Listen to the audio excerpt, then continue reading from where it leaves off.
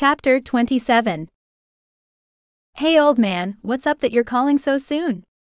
Matt's caller ID told him it was Steve's cell, and he wondered why. The group had only left a day and a half before. It's me, his sister's voice came across the line. Her voice was tight, telling him something wasn't right. What's wrong? It's Alex. She's been hurt. It's pretty bad. She spoke in short sentences like she was out of breath or exhausted. His whole body went cold. What happened? Fight with a bear, there was a crash, then silence as if the phone had been dropped. Damn it, Jade. He heard in the distance then. You still there? Steve's voice came across the line. Yeah, is JV alright? And what's this about Alex and a bear? Matt sat hard in the recliner, unable to stand any longer. Steve snorted. Jade's alright, just so tired she fell. I'll take care of her. Alex is not so good. There was a bear killing cattle. We went out hunting it. She ended up startling it into a fight. She's hurt pretty bad. Jade's done what she can for tonight, but it's still pretty bad. How bad was she hurt? Matt dropped his head into his free hand. His world was spinning out of control.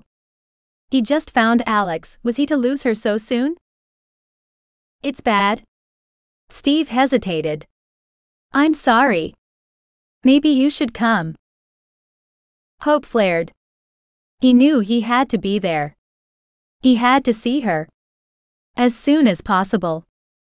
I'll be there as soon as I can. Don't rent a car, call as soon as you book your flight and we'll pick you up at the airport. Will do. He hung up the phone and realized he had tears streaming down his face. Standing, he headed for the office to book a flight. It had taken him less than 10 minutes to determine that by flying, the fastest he could get to Alex was noon the next day. If he drove, he could be there by 9:08 if he pushed it. He made a few calls, tossed some clothes in his bag and got ready to go. 30 minutes later, he tossed a pair of suitcases in the back of his SUV and pulled out. He waited until he'd hit the interstate and was on the edge of town where the traffic thinned before hitting the button to dial Steve back. He was already wearing his Bluetooth earbuds, so talking while driving was no problem. Hello, came his best friend's voice across the line. Hey, he said. Don't worry about picking me up at the airport.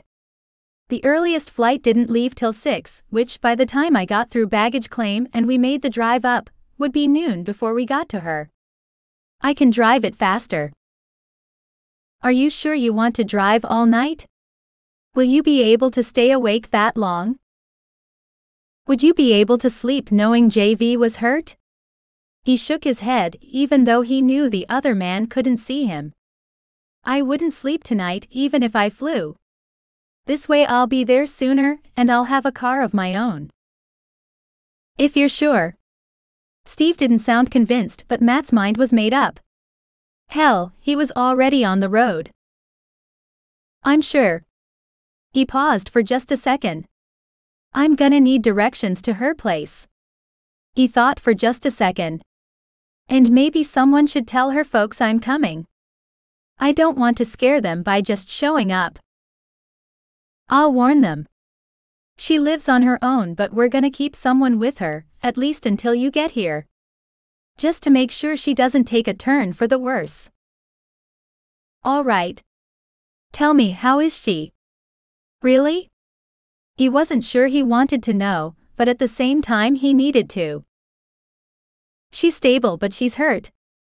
She's not going to heal as quickly as I'd like. How bad? Matt asked again. Steve sighed.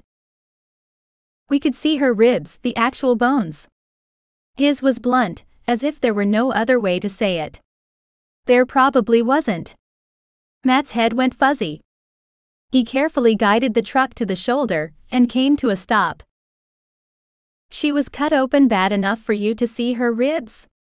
He had to be sure he'd heard right. Yeah, man? 4 long gashes with bits of white showing in each one. Is that all? That's the worst of it. Steve took a breath. She's got more cuts. She'll probably be in full bruise when you get here, but the cuts on her ribs are the worst. How is she now? He closed his eyes and made himself breathe. She's out. She refused to scream while Jade healed her. I've had Jade heal me. It can hurt like a son of a bitch, let me tell you. But she was tough until she passed out. We carried her home. She's in her bed now, resting. Her mom is sitting with her. Matt couldn't speak.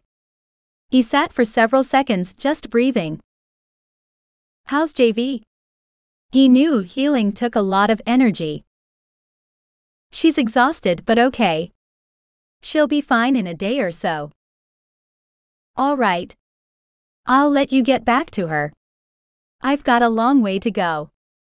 I'll call when I get closer. It was 3:30 the next morning. The sky wasn't even starting to lighten when a large yawn made Matt's jaw pop.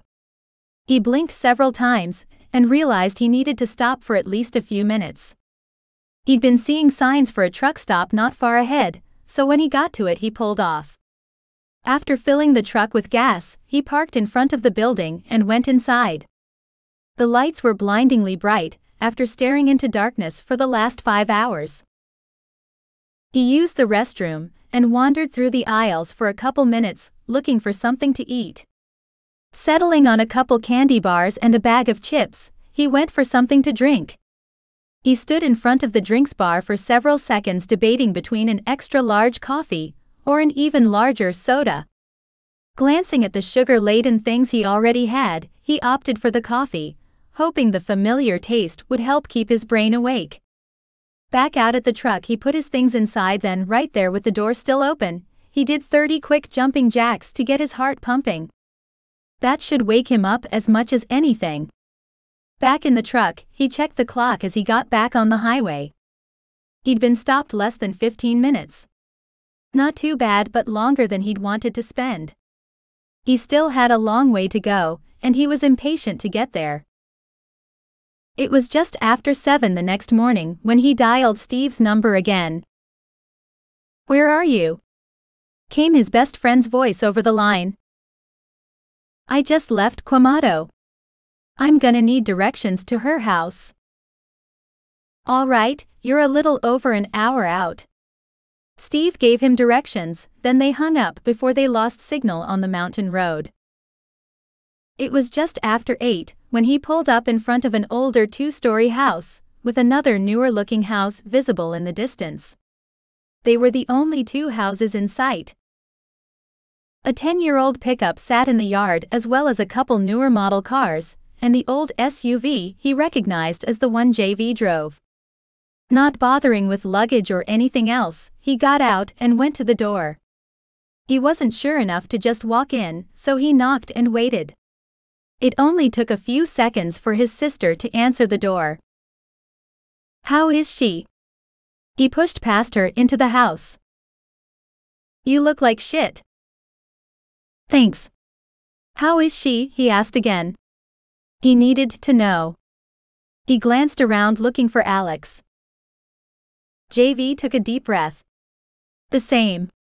She hasn't woken since she passed out last night. She needs energy if she's going to heal. She needs to eat. Nick's been here. He's given her energy to heal until she wakes." "Where is she?" His heart raced and his chest was tight. He needed to see her. "Upstairs in her bedroom. Her mom's with her." "Show me." He wanted to ask where Steve was and what she was doing here alone, but he held his tongue. "This way." She turned and led him up the stairs and down the short hall, stopping in front of an open door. "In here." He stopped at the door.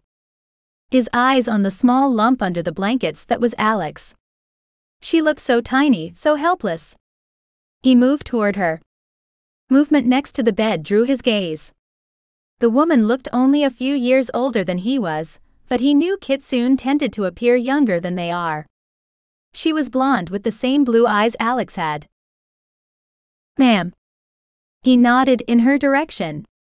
His hands went to the buttons on his shirt as he spoke. "I hope you understand, I'm not trying to offend you, but I'm about to climb into that bed with your daughter." "You're Matt, I take it?" she asked, her head tilted to one side. "I am." "Did she tell you about me?"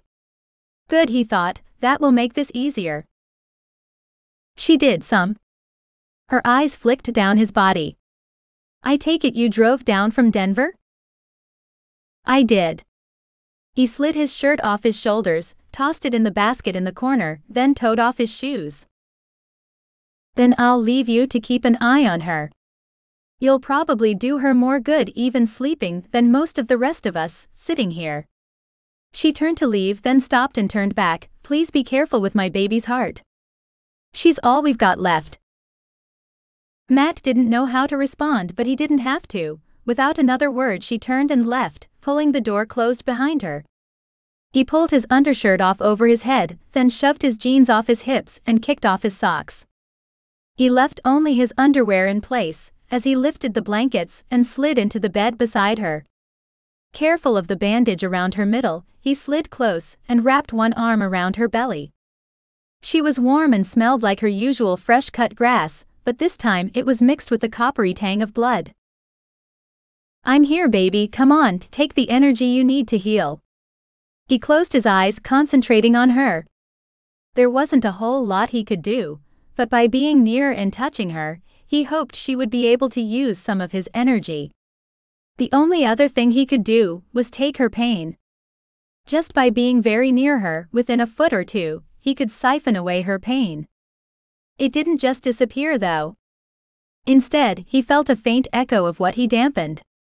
As he focused on her and her energy, his side started to hurt. It wasn't the only place, but it was the worst. He frowned. If the echo he felt was this strong, he knew what she had been feeling was at least 10 times worse. No wonder she'd passed out. He hoped that now that the pain was gone, she'd be able to heal better, and would wake soon.